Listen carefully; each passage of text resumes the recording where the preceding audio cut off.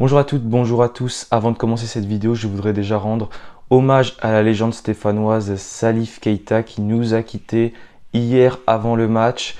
Le joueur avait été le premier ballon d'or africain en 1970. Il évoluait sous les couleurs de l'AS Saint-Étienne, une véritable légende qui a marqué 140 buts avec Saint-Étienne entre 1967 et 1972. Un joueur hors norme, la panthère stéphanoise. Si aujourd'hui la panthère est l'un des symboles de l'AS Saint-Étienne, c'est surtout grâce à Salif Keita. J'avais d'ailleurs fait une vidéo là-dessus si ça vous intéresse. Voilà, c'est vraiment un joueur emblématique et c'est triste d'apprendre la disparition d'un tel joueur, surtout le jour où on a rendu hommage dans le chaudron à une autre légende stéphanoise, monsieur Georges Beretta. Donc voilà, je tenais quand même à avoir une vraie pensée pour monsieur Salif Keita, une véritable légende du club et un vrai mouilleur de maillot, un joueur hors norme, hors pair, qui avait des qualités footballistiques exceptionnelles. Voilà, bonne vidéo à tous et puis rendons hommage à ces légendes de l'AS Saint-Étienne. Bonjour à toutes, bonjour à tous, j'espère que vous allez bien. On se retrouve aujourd'hui pour le débrief de la rencontre entre Saint-Étienne et Valenciennes, cette 5e journée de Ligue 2, avant la trêve internationale qui s'est donc disputée à Geoffroy-Guichard. Pas un match vraiment emballant, c'était assez soporifique, comme l'a mis Carton Rouge TV dans son titre de vidéo, c'était vraiment le bon terme. Ce match n'était pas vraiment très sympathique à voir, compliqué, long, et rappelait beaucoup les rencontres du début de saison. On va faire le débrief de la rencontre, on va plus survoler comme c'est pas un débrief à chaud. On va déjà parler plus de la performance individuelle des joueurs. Ensuite, on va évoquer le mercato stéphanois et se rendre compte des postes qui ont été renforcés.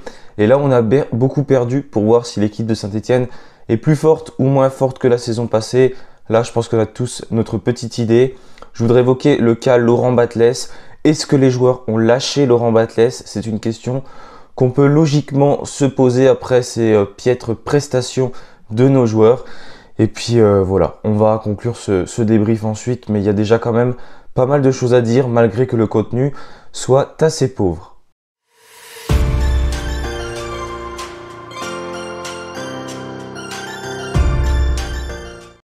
Voilà, déjà 0-0 au terme du temps additionnel, à la fin du temps additionnel entre Saint-Étienne et Valenciennes.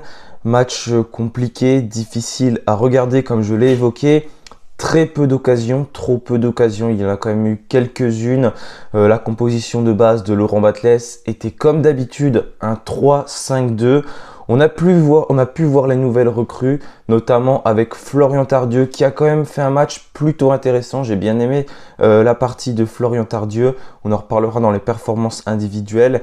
Et la titularisation de Banteg également à son poste de piston gauche. Un joueur qui a voulu beaucoup faire également. Il y a eu du bien, il y a eu du moins bien. C'est pareil, on y reviendra. Mais voilà, comme d'habitude, un 3-5-2 avec en offensive et ce qui n'a pas du tout fonctionné. Cette attaque avec Stéphane Diarra, surtout Ibrahim Sissoko et Gaëtan Charbonnier, ça a vraiment été très compliqué pour eux hier soir. Donc au final, Saint-Étienne s'est créé quand même quelques occasions. La première grosse occasion, elle part d'un service de Gaëtan Charbonnier pour Maxence Rivera sur le côté droit. Rivera qui tente un centre, un très beau centre dans la surface de réparation. Malheureusement, Bentaïg est trop court et ne parvient pas à reprendre le ballon. Donc là, on est en tout début de match, vers la 3e minute de jeu. Saint-Étienne va avoir encore quelques occasions. La première mi-temps est quand même plus intéressante que la deuxième, même si petit à petit on a vraiment baissé en intensité. On va avoir eu une autre occasion avec Denis Sapia qui va tenter de servir Gaëtan Charbonnier, qui met le pied au lieu de mettre la tête. Et puis voilà, on a encore quelques-unes petites, pas grand-chose non plus à se mettre sous la dent côté stéphanois. Du côté de Valenciennes, c'était vraiment très pauvre également par beaucoup d'arrêts de fait pour l'Arseneur. Un arrêt, je crois, seulement assez simple à effectuer. Mais il va y en avoir un deuxième en seconde mi-temps qui va être plus difficile à effectuer puisqu'il va y avoir un penalty pour Valenciennes. Une faute bête de Dylan Batubinsika sur un corner qui était repris facilement par l'Arseneur et qui n'avait pas lieu de faire faute, mais malheureusement il ceinture le joueur, donc l'arbitre peut très bien siffler penalty. et siffle le penalty.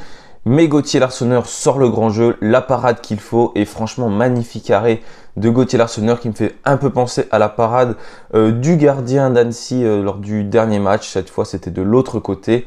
Mais en tout cas cet arrêt de Larsonneur il est magnifique et il permet à Saint-Étienne de rester dans le match. Quelques petites occasions avec notamment d'énormes ratés d'Ibrahim Sissoko. On en reparlera plus tard mais ça fait 0-0 à la fin du match. Premier clean sheet de la saison, on doit quand même souligner ce petit point positif, même s'il n'y a pas vraiment de quoi s'en réjouir. Saint-Étienne a marqué une seule fois dans le jeu au bout de 5 matchs. C'est dire si vraiment cette statistique fait très très peur, puisque c'est quand même catastrophique de marquer une seule fois dans le jeu en 5 matchs. Valenciennes n'a pas dû faire mieux, je me suis même pas sûr qu'ils ont marqué dans le jeu également. Mais pour un club comme Saint-Étienne, quand tu vises la montée, en tout cas, ça fait peur parce que même les clubs qui jouent le maintien arrivent à marquer dans le jeu et on ne se crée pas vraiment d'occasions chaudes, ou alors s'il y en a quelques-unes, il y a beaucoup de ratés. Je voudrais quand même revenir sur l'arbitrage, j'aime pas m'agacer sur l'arbitrage, mais franchement, le temps additionnel notamment, je ne comprends pas comment en première mi-temps, il peut y avoir qu'une minute de temps additionnel alors que Florian Tardieu reste au sol pendant assez longtemps. Un joueur de Valenciennes également, il aurait déjà dû avoir au moins 3-4 minutes en première mi-temps sans mentir. Et en seconde mi-temps, c'est pareil, seulement 4 minutes alors qu'il y a eu des arrêts de jeu, il y a eu ce penalty, ces changements puisque les entraîneurs ont fait leurs changements aussi. Ça prend du temps et au final, seulement 4 minutes de temps additionnel. Juste 4 minutes annoncées comme ça parce que les joueurs ont joué 30 secondes avec tous les arrêts de jeu. L'arbitre n'a rien laissé de plus. Il s'arrête à 4 minutes 05 je crois quand juste on a tiré le coup franc. Franchement là je ne comprends pas cet arbitrage. C'est pas normal qu'il y ait si peu de temps additionnel. Après c'est vrai que de la façon dont on jouait je pense qu'on pourrait toujours continuer le match. Il y aurait peut-être encore 0-0 actuellement. Franchement il n'y avait pas de quoi marquer. Mais voilà, petit coup de gueule sur l'arbitrage parce que franchement je comprends pas comment on peut attribuer si peu de temps additionnel. On a pris beaucoup de cartons jaunes, mais bon, ces cartons jaunes, ils sont assez logiques avec Batou Binsika, Sissoko notamment, Bouchoirie. Ces deux joueurs d'ailleurs qui pourraient être suspendus en cas de nouveaux cartons jaunes. Je crois que c'est également le cas de Batou Binsika ou de Diarra, je ne sais ou de Apia. Ça doit être Batou Binsika. Mais en tout cas, voilà, ça fait quand même beaucoup de cartons jaunes pris assez bêtement. Donc voilà, pas grand chose à rajouter pour cette rencontre. On va passer directement aux notes individuelles des joueurs.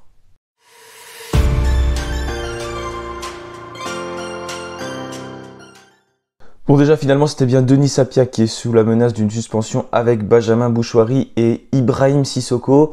Donc on va reprendre les notes individuelles de chaque joueur, évoquer leurs prestations parce que je trouve qu'il y a quand même des choses malheureuses à dire puisque ce match, comme je l'ai répété, a été vraiment compliqué pour certains. Je voudrais quand même déjà commencer poste par poste. On va parler du gardien, donc Gauthier Larsonneur. Là je ne peux pas le tailler Gauthier Larsonneur parce que franchement il a sorti un très beau match. Il n'a pas eu énormément de parades à faire. Mais il a été impérial, il a su s'imposer dans les airs, même sur le corner. Quand on prend le penalty, il s'impose dans les airs. Voilà, c'est quelqu'un qui sait rassurer, qui sait parler, qui sait motiver ses troupes, qui sait gueuler ensuite parce qu'il y a beaucoup de joueurs qui ne sont pas allés saluer le public. Ils ont d'ailleurs hésité à y aller et c'est finalement Gauthier Larsonneur qui a emmené ses troupes pour aller saluer les supporters stéphanois. Franchement, il n'était pas énormément à venir les saluer. Voilà, tout le monde n'y a pas été, dont le capitaine du jour, Gaëtan Charbonnier, qui n'est pas venu saluer les supporters. Mais il n'y a pas que lui, et je vais vous afficher une photo d'ailleurs de ceux qui sont allés saluer les supporters, parce que voilà, il n'y a pas de raison. Tout le monde doit aller saluer les supporters, ils se font siffler, c'est normal, c'est tout ce qu'ils méritent après leur prestation, mais c'est la moindre des choses d'aller saluer des gens qui se sont déplacés, qui ont payé leur place, qui les ont soutenus tout simplement durant cette rencontre et durant l'ensemble des autres rencontres. Donc il n'y a pas de souci, je vous affiche les joueurs qui sont allés voir le public. Sur le poste donc de gardien de but Gauthier Larsonneur, je lui mettrai une bonne note. Franchement, j'ai envie de... C'est peut-être assez haut, mais j'ai envie de lui mettre une note de 8 parce que il n'a pas eu grand chose à faire. Donc forcément, on peut pas normalement lui mettre une note si haute. Mais franchement, tout ce qu'il a eu à faire, il l'a vraiment très bien fait. Il n'a pas fait de bêtises, il était là, il remotive ses troupes. Et rien que pour le fait que c'est lui qui a demandé aux joueurs d'aller saluer les supporters, et je lui mets cette note de 8. Sa prestation mériterait plutôt peut-être un 7, mais 8, franchement, ce n'est pas cher payé pour tout ce qu'il nous fait. depuis le début de la saison. Ensuite, sur le côté droit de cette défense à 3, du coup, on va partir de la charnière centrale. Denis Sapia, donc après plusieurs matchs en tant que piston, Laurent Batles a décidé ou a plutôt eu l'obligation de le mettre à ce poste d'axe droit. Il a fait un match difficile à juger également, beaucoup d'erreurs notamment dans les relances, dans certains placements. Voilà, on a senti un peu perdu à ce poste-là parce que ça faisait aussi longtemps qu'il n'y a pas joué. Néanmoins, c'est un joueur qui se bat, qui tente de faire des choses et qui voilà, ne fait pas semblant. Quand il veut faire quelque chose, il le fait, mais souvent ça peut mener à quelques erreurs de placement qui des fois peuvent nous coûter cher, et ça passait quand même quelques fois sur son côté droit. Donc attention également à ne pas faire trop de fautes, puisqu'il a encore pris un carton jaune du coup et il est sous menace de suspension. Donc après cette rencontre, Denis Sapia, je vais lui mettre la note de 4. Voilà, c'est pas forcément très haut, mais quand on a vu la prestation du soir, c'est compliqué de noter des joueurs si haut que ça. D'ailleurs, Dylan Batubinsika, pour moi, c'est celui qui a vécu la prestation la plus difficile lors de cette rencontre. Et c'est celui d'ailleurs qui nous cause le penalty. Et puis il y a beaucoup d'erreurs, encore une fois, de placement. Voilà, ça a été compliqué. Il était dans l'axe de la défense, donc à la place d'Anthony Briançon. Il a vécu une soirée difficile, il a du mal vraiment à s'imposer dans les duels. Il est toujours là pour commettre malheureusement la petite faute au mauvais endroit, du mal voilà, à vraiment s'imposer dans la défense stéphanoise. Son erreur, elle est bête et elle lui coûte vraiment beaucoup de points. Pour ce match, je lui mets une petite note, seulement 3 pour Dylan Batubinsika. Voilà, je pense que c'est assez juste, 3,5 peut-être, mais pas beaucoup plus haut. Franchement, le match a été compliqué.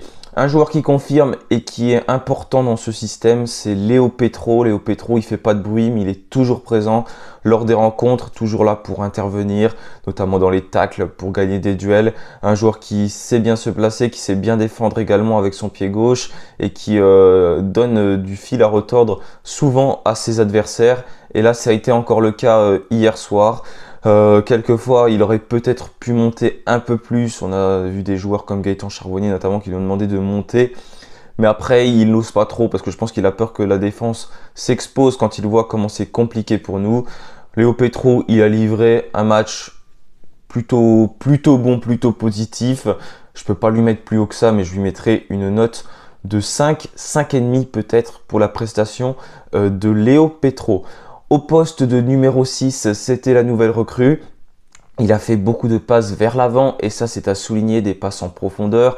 Un joueur qui ratisse une très grande partie de son milieu de terrain, donc plus la phase défensive, mais qui voilà, n'hésite pas à aller au contact, au duel. D'ailleurs, il était plusieurs fois au sol parce que forcément, il va au duel. Il est là, il est présent au milieu de terrain et il nous a fait beaucoup de bien. C'est un joueur qui on va revoir très souvent en espérant qu'il ne se blesse pas, parce que c'est un joueur qui est aussi fragile, qui s'est fait opérer du tendon d'Achille au mois de janvier, mais une prestation convaincante pour Florian Tardieu qui vient d'arriver à Saint-Etienne. Il est arrivé le 30 août, donc il ne connaît pas forcément bien encore ses coéquipiers. Mais en tout cas, son adaptation a été rapide et efficace sur ce match. Florian Tardieu, je vais lui mettre la note de 7. 7 parce que c'est une nouvelle recrue, donc forcément, quand on livre un match intéressant, ça donne envie de monter la note. Parce que voilà, il a pas cette chance comme les autres d'être là depuis longtemps. Lui, il vient d'arriver, donc il faut tout de suite qu'il se mette dedans et ça mérite un petit point de bonus. Donc 7 pour la prestation de Florian Tardieu. Concernant Stéphane Diarra, le match de Diarra, il a plutôt été compliqué aussi. On l'a trop peu trouvé. J'ai pas trouvé qu'il a amené énormément de choses, mais ce n'est pas son poste à Stéphane Diarra. Il a plus l'habitude de jouer sur le côté droit, surtout quand il était à Lorient. Là voilà, il a fait ce qu'on lui a demandé de faire. Il était mis quoi, pour remplacer un peu Dylan Chambaud, qui n'est pas forcément plus efficace d'ailleurs. Mais Stéphane Diarra, il a touché trop peu de ballons, il a été trop peu important pour permettre de déclencher des actions. Mais encore une fois, ce n'est pas son poste, donc j'ai pas envie de lui mettre une sale note comme un 3, parce que c'est pas facile pour lui aussi. Mais néanmoins, tu vois qu'il se bat, qu'il essaye des choses et qu'il ne se cache pas. Donc Stéphane Diarra, je vais lui mettre la note de 5, peut-être 4,5, mais allez, on va arrondir à 5 pour la prestation de Diarra. Maintenant, Benjamin Bouchouari, toujours très important, toujours très en vue dans ce milieu de terrain. Un joueur qui est capable de casser des lignes, qui est capable de remonter des ballons et qui voilà fait parler par sa patte technique. S'il n'y avait que la première mi-temps, j'aurais mis un bon 7, mais malheureusement il s'est un peu éteint en seconde mi-temps et Laurent Batles l'a fait sortir d'ailleurs à la 70e minute de jeu. Mais voilà, tu sens que ce joueur il est vraiment important chez nous, il nous apporte beaucoup et heureusement qu'il est là au milieu de terrain pour quand même remonter, gratter des ballons et dribbler certains joueurs, parce que beaucoup ne sont pas capables de le faire, même énormément de joueurs ne sont pas capables de le faire sur le terrain. Donc Benjamin Bouchouari, j'ai envie de lui mettre la note de 6. Encore une fois, s'il n'y avait que la première mi-temps, j'aurais mis 7. Mais là, ça a été plus compliqué. Il a perdu beaucoup de ballons en seconde mi-temps. Il s'est un peu éteint. Donc un 6 sur 10 pour Benjamin Bouchouari, qui est vraiment le chef d'orchestre du milieu de terrain et que j'aimerais vraiment voir un cran plus haut. Et là, je regrette que Laurent Batles ne l'ait pas mis plus haut en poste de numéro 10, plus à la place de Stéphane Diarra hier. J'aurais bien aimé le voir ici. En tant que piston, Maxence Rivera, j'ai envie de lui mettre une très bonne note à Maxence Rivera, parce que c'est peut-être l'homme du match côté stéphanois, si on enlève Gauthier Larsonneur bien sûr, parce que Maxence Rivera sur le terrain, il se montre, il a envie de faire des choses, il tente, il prend son couloir, il accélère, on sent que voilà, il a envie de montrer des bonnes intentions. C'était déjà le cas lors de son entrée en jeu contre Annecy. Il était rentré en jeu côté gauche cette fois-ci. Il est rentré côté droit, mais il a toujours été présent. Voilà, c'est un joueur qui a envie de bien faire, qui a compris que cette saison, il fallait vraiment qu'il se montre parce qu'il a déjà 21 ans. Mais en tout cas, sa prestation, elle est très bonne. Techniquement, il est costaud. Voilà, c'est peut-être au niveau du physique que ça peut être un peu compliqué pour lui, mais il n'hésite pas à appeler le ballon. Des très très beaux contrôles, notamment de la poitrine. Un beau centre dangereux en début de match qui aurait pu être décisif pour l'autre piston, Benteig. Donc Maxence Rivera sur ce match, c'est très très encourageant. Il a tenté une belle frappe d'ailleurs qui a été arrêtée par le gardien de Valenciennes. Après, raté de Sissoko encore. C'est Rivera qui a repris le ballon, directement une reprise, mais très bel arrêt du portier de Valenciennes. Donc il aurait mérité d'être décisif sur ce match, Maxence Rivera. Je vais lui mettre la note de 7 sur 10. Mahmoud Benteig, premier match côté stéphanois, difficile à juger sa rencontre. Il a été très en vue, notamment au début de match. On sent qu'il avait envie vraiment de bien faire. Malheureusement, il n'arrive pas à reprendre le ballon de Rivera, il est un peu court. Ensuite, il tente un ciseau acrobatique sur un corner, mais c'est Sissoko qui l'enlève, parce que peut-être qu'il partait bien, ce ciseau acrobatique. Après, il tente, il a envie de faire des choses, il carbure, notamment en seconde mi-temps sur son couloir. Mais le problème, j'ai l'impression que c'est qu'il réfléchit après avoir tenté quelque chose. Il met du temps vraiment à réfléchir. Et au final, il se rend compte qu'il a fait une bêtise trop tard. Mais en tout cas, il a été là, il a été présent, il a tenté des choses. Et voilà, c'était son premier match, c'est normal. Il est un peu perdu, il a envie de bien faire. Mais au moins, il a mis des ballons dans la surface, il a tenté des choses, il était très présent offensivement. Attention défensivement à ne pas être non plus trop haut, parce que des fois on voyait qu'il peinait à revenir parce que il était vraiment très haut et le ballon était déjà à 50 mètres derrière. Mais Léo Petro a vraiment bien défendu et heureusement pour le coup que Benteig jouait à gauche et pas à droite, parce que c'était pas la même avec Denis Sapia sur le côté droit. Mais vraiment un match encourageant, une prestation convaincante. J'ai aimé ce qu'il a fait. Il a tenté quelque chose. Son match, je pense, mérite un 5. Mais bon, ce petit bonus de la nouvelle arrivée qui est perdu, qui ne parle pas français d'ailleurs, c'est Benjamin Bouchouari qui l'aidait et lui donnait les consignes. Il parle peut-être français mais pas très bien lors de l'échauffement. Donc je lui mets 6 sur 10 pour ce qu'il a tenté. Gaëtan Charbonnier, capitaine du soir, aligné avec Ibrahim Sissoko. Je l'ai toujours dit, je ne veux plus que Gaëtan Charbonnier soit titulaire parce que ça ne sert à rien. Maintenant, c'est plus pour lui. Il s'est trop blessé. C'est un joueur qui joue un peu avec le frein à main parce que forcément, il a peur sûrement de se reblesser. C'est un joueur qui physiquement commence à être en dessous des autres et quand tout le monde est frais sur le terrain, c'est compliqué pour lui. Et là où il nous apporte, c'est quand il rentre à 20 minutes de la fin, ce qui n'a pas été le cas hier. Et là, je le trouve intéressant, mis à part quand il a fait les 2 derniers matchs, parce qu'à chaque fois, on a reculé. Mais là, ça a été compliqué pour lui ce match. Il a touché peu de ballons. Il a fait 2-3 belles remises, notamment c'est lui qui met le ballon à Maxence Rivera. À un moment donné, il a un beau service de Denis Sapia et il met le pied au lieu de mettre la tête. Il s'est quand même bien montré, donc je vais lui mettre un peu plus que Sissoko. Mais dans l'ensemble, ce match a été compliqué et franchement, la paire entre les deux, elle ne fonctionne pas. Il n'y a pas du tout assez de mouvement devant. Après, comme on leur en vouloir aussi sur certaines choses, parce qu'il n'y a pas assez de centre. Donc forcément, quand il n'y a pas assez de centre, eh ben, tu peux pas mettre des ballons de la tête. On sait que c'est leur point fort, un peu aux deux. Du coup, Gaëtan Charbonnier, je vais lui mettre la note de 4 sur 10 pour sa prestation. Et enfin, Ibrahim Sissoko. Bon, j'ai pas envie de lui mettre une grosse note à Ibrahim Sissoko parce que franchement, il a tout raté. Il a eu beaucoup de frappes. Il n'en a pas cadré une, mais même pas cadré une.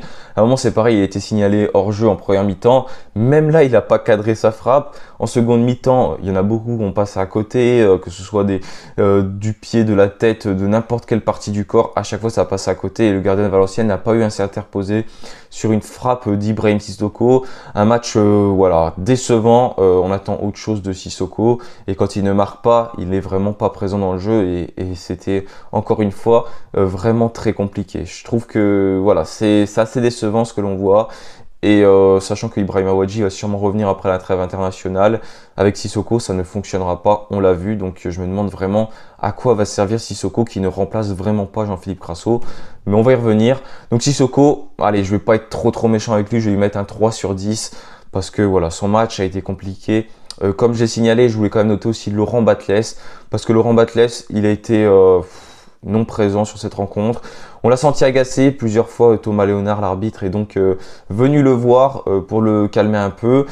Et quand tu montres cette frustration, c'est que tout simplement tu n'es pas dans ton match, que c'est compliqué. Et du coup, Laurent Batles, il a été désabusé. J'ai l'impression qu'il ne voit pas forcément ce qu'il faut faire sur le terrain au niveau des changements, parce que des changements, il en a pas fait assez. Il en a fait que 3. Il y a des joueurs, comme j'ai dit, ceux que ça a été compliqué, comme Sissoko, il est resté tout le match. Après, c'est vrai, qui faire rentrer à la place de Sissoko parce qu'il n'y a personne sur le banc. Et là, c'est tout le problème de ce mercato. On va y revenir dans quelques secondes. Mais au niveau des changements, il y en a eu seulement 3 de fait. C'est quand même pas assez de faire rentrer 3 joueurs. Il y a Mouefek qui a fait une belle entrée. Je ne vais pas noter les entrants parce que c'est trop peu. Mais Mouefek a fait une belle entrée. Ça a été plus compliqué pour Lamine Fomba. Mais voilà, je suis désolé, mais quand on voit des prestations comme ça donne vraiment pas envie d'encourager ces joueurs-là parce que leur match à chaque fois il est compliqué. Il y a aussi Cissé qui est rentré, mais bon, comme d'habitude, beaucoup trop tard. Je comprends pas comment on peut jouer comme ça avec le frein à main. Justement, on va se poser la question tout à l'heure. Est-ce que les joueurs ont lâché Laurent Batles? Là, je voudrais rapidement revenir sur le mercato. Je ne vais pas faire trop long parce qu'après le débrief va être vraiment long, mais il y a quand même des choses à dire. Là, on a froid, donc on a l'occasion de dire plus de choses et ça me paraît important. Donc, on va évoquer ce mercato avec les postes qui ont été renforcés et vous verrez, je pense que c'est beaucoup trop peu.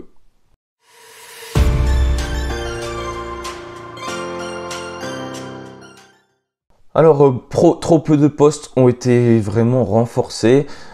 Terry Elana, j'ai même pas envie de le mettre parce qu'il remplace la réserve. Mais sinon, au niveau des recrues, je compte pas Mathieu Cafaro qui était déjà là la saison précédente, ni Gaëtan Charbonnier. On a un défenseur, Dylan Batobinsika, qui est arrivé. Pour l'instant, c'est compliqué pour lui. Florian Tardieu, bon, on l'a bien vu, il était bon là. Mahmoud Benteg, il a envie de bien faire. Et Sissoko, c'est compliqué pour lui. Il y a beaucoup de postes qui n'ont pas été renforcés. Il y a eu des joueurs qui ont été perdus. À gauche, on remplace Nissen Kounkou qui était impeccable la saison passée. C'est très bien de l'avoir vendu parce qu'il n'était plus du tout dedans. Par Mahmoud Benteg, on n'a aucune certitude sur ce qu'il est capable de faire. Donc quand tu sais que ce 3-5-2 repose sur des pistons, ça fait vraiment très peur. On se demande si franchement ça va être une bonne recrue. J'espère qu'il va être bon, il n'y a pas de souci pour lui. Je ne le juge pas avant, mais je veux dire, on n'a aucune certitude sur ce joueur-là.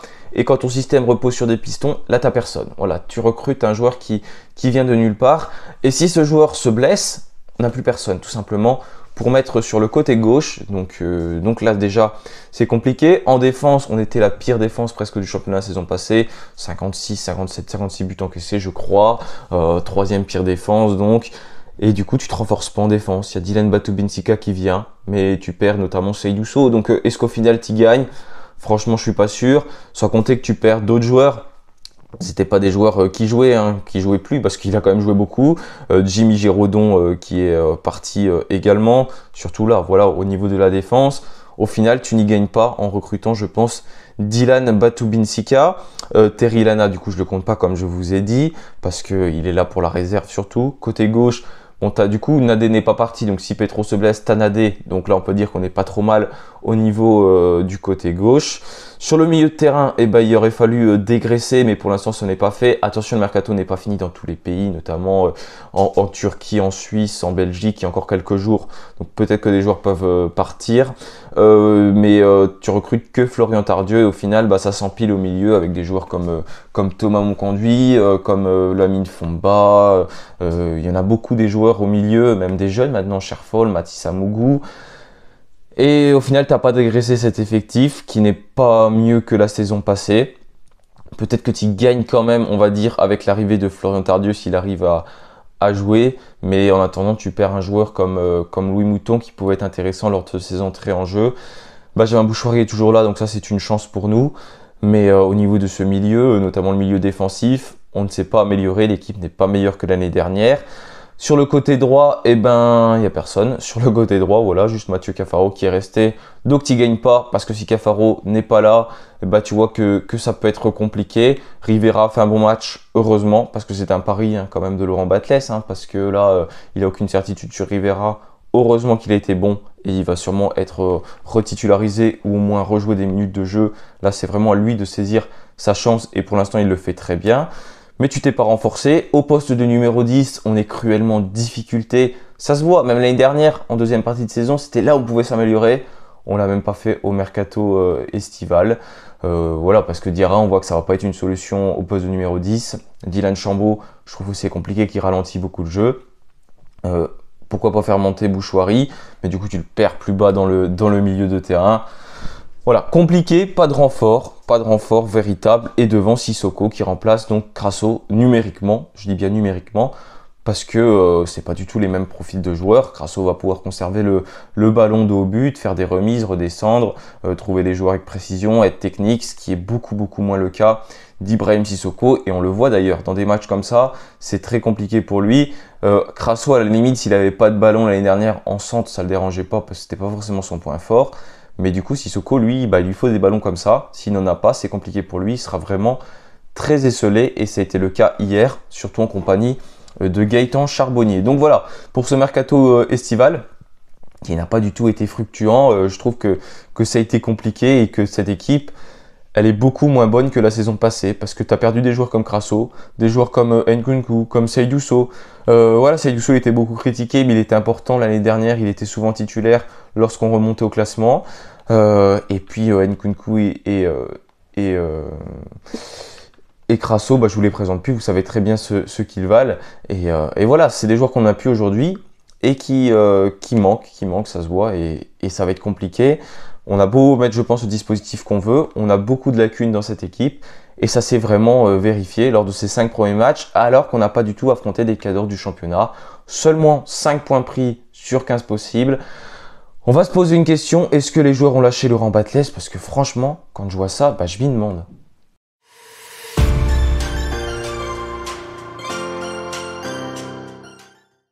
Là, on se demande vraiment quand même si les joueurs sont toujours avec Laurent Batles, parce que j'ai vraiment l'impression qu'il joue avec le frein à main. Laurent Batles, on le sent désabusé, comme je l'ai dit sur le banc, même en conférence de presse, il dit qu'il comprend pas ce qui se passe. On n'a quand même pas pris de but, ça va mieux. Aujourd'hui, on se satisfait de ne pas prendre de but contre Valenciennes à domicile à Geoffroy Guichard, c'est quand même triste. On n'en marque pas et franchement, de la façon dont on a joué, on était assez loin vraiment d'en marquer un. Valenciennes n'était pas plus loin que nous d'en marquer un alors qu'ils ont eu quand même moins d'occasions, ils étaient moins dans notre camp. Mais là, j'ai l'impression vraiment que les joueurs jouent avec le frein à main. Il n'y en a pas un qui prend les devants vraiment, qui te fait des appels de balles, qui part. C'est vraiment statique et les joueurs n'ont pas de solution, n'accélèrent pas, font beaucoup de passes en retrait, ont vraiment la boule au ventre, ils ont peur de quelque chose. Soit ils ont peur, soit ils ont lâché leur coach. On se pose beaucoup de questions quand même parce qu'on sent vraiment des joueurs avec l'état d'esprit qui n'est pas bon. Ils sont vraiment inhibés par quelque chose et je sens Laurent Batles qui est de plus en plus loin de ses joueurs. Voilà, on ne sent pas vraiment une relation, même quand les joueurs sortent, il n'y a pas cette relation comme on pouvait voir plus l'année dernière. Là, c'est compliqué parce que tout le monde en a marre de ce système de jeu, des idées de Batles peut-être qui qui ne sont pas remises en question, qui ne changent pas. Je suis pas à l'intérieur du groupe, je peux pas savoir, mais forcément, on se fait plein de suppositions. Peut-être qu'au niveau des séances d'entraînement, il y a des choses qui ne plaisent pas. Voilà, c'est vraiment compliqué. On ne sent pas des joueurs qui sont derrière leur coach, qui poussent, qui tentent quelque chose. Là, la seule chose qui a un peu galvanisé les joueurs, c'est quand Gauthier Larsonnat a arrêté le penalty, mais ça a duré 30 secondes et après c'était terminé. Franchement, je n'arrive pas à croire que les joueurs aient ce niveau-là. Peut-être qu'ils l'ont, mais j'arrive pas à me dire qu'ils jouent à fond parce qu'ils tentent pas tout. Il y a beaucoup de choses qu'ils pourraient tenter qui ne tentent pas. On y voit rien que nous, des fois, il faut faire une passe par là, accélérer, prendre le couloir. Ben, il ne joue pas vers l'avant, il joue vers l'arrière. Ou le joueur qui prend le couloir, il va vraiment pas vite. Ou alors, même s'il accélère, la passe, elle est dans le dos. Donc, au final, elle n'avance pas. Il tente pas ce petit dribble. Franchement, il manque beaucoup de choses, une petite étincelle. Et on voit, on a du mal à construire les occasions contre ce type d'adversaire-là. Donc, ça montre vraiment que notre équipe souffre, qu'elle est en difficulté. C'est pareil au niveau des changements. Batles, tu le sens désemparé. Il ne sait pas quel changement faire. Il y a des joueurs qui restent sur le terrain. On dirait que c'est parce qu'ils doivent rester sur le terrain parce qu'ils n'osent pas les faire sortir. Et puis ce banc qui n'est pas assez fourni. Ce bricolage qui est fait dans le système de jeu. Voilà, je pense que les joueurs ont un peu marre de certaines choses et si beaucoup ne viennent pas aussi, c'est peut-être parce que, en tout cas, les joueurs se parlent entre eux. Quand un joueur vient dans un club, il sait ce qui se passe. Là, je parle pas que de Laurent Batles, du coup, je parle de la direction, tout ça.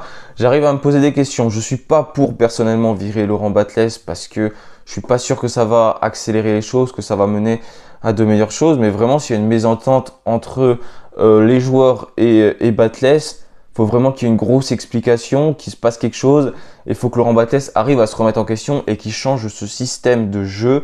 Parce que ce système de jeu, il ne fonctionne pas. Il faut tenter quelque chose. Et ça, il n'a pas voulu le faire durant la préparation. Et c'est vraiment quelque chose que je lui reproche. Voilà, tout simplement, il ne tente pas autre chose. Et peu importe les joueurs qu'il a, là il y a beaucoup d'absents, tant pis pour ça, et il met quand même son système de jeu en place. Donc ça c'est des choses que je ne comprends pas et je pense que beaucoup de joueurs ne comprennent pas également. Mais en tout cas il y a 15 jours là pour travailler avec la trêve internationale et vraiment travailler. Il faudrait faire des séances d'analyse vidéo même des autres équipes, voir comment elles jouent. Parce que franchement il y a beaucoup de choses à gommer, beaucoup de choses à changer et j'ai bien peur que ce soit encore compliqué pour cette saison. En soi, on n'est pas loin de la tête du classement non plus parce que c'est seulement 12 points pour les premiers. Nous, on a 5 points. On n'est pas loin de la première équipe barragiste. Là, si on regarde le classement, je vais l'afficher sous mes yeux. La première équipe barragiste, c'est Auxerre avec 8 points. Nous, on a 5 points. Donc, au final, on n'est pas loin d'Auxerre. Là, aujourd'hui, on a joué des petites équipes, entre guillemets, de ce championnat, même si j'aime pas dire ce terme. Et on n'a pas réussi à réaliser des prestations vraiment abouties. Sans les pénaltys, on n'est rien. On n'arrive pas à marquer vraiment des buts. Voilà, j'ai terminé pour le débrief de cette rencontre. Il était un peu long, mais je voulais quand même parler plus posément, aborder certaines choses et survoler plutôt cette rencontre. Et j'ai pas abordé les coups de pied arrêtés parce que ça aurait été vraiment trop long le débrief. Mais au niveau des coups de pied arrêtés, ça a été compliqué. Même Tardieu, je ne l'ai pas évoqué dans sa note. Ça aurait peut-être pu lui faire baisser de 0,5 parce que les coups de pied arrêtés, ils n'ont pas forcément été très bien tirés. C'est lui qui s'en est chargé hier. Et ça a encore été compliqué pour nous. Et voilà, comme d'habitude, de toute façon, on a des lacunes pour reprendre ces ballons. Même si on a encore gagné quand même 1 ou 2 duels en début de rencontre. Voilà, merci à tous. Je vous souhaite malgré tout un bon dimanche et quelque chose qui ne change pas. Allez les Verts, place à la trêve internationale, ça c'est un peu plus embêtant, j'aime pas trop, mais on va quand même faire des vidéos sur la chaîne. Allez, bonne journée à tous, bon week-end et allez les Verts.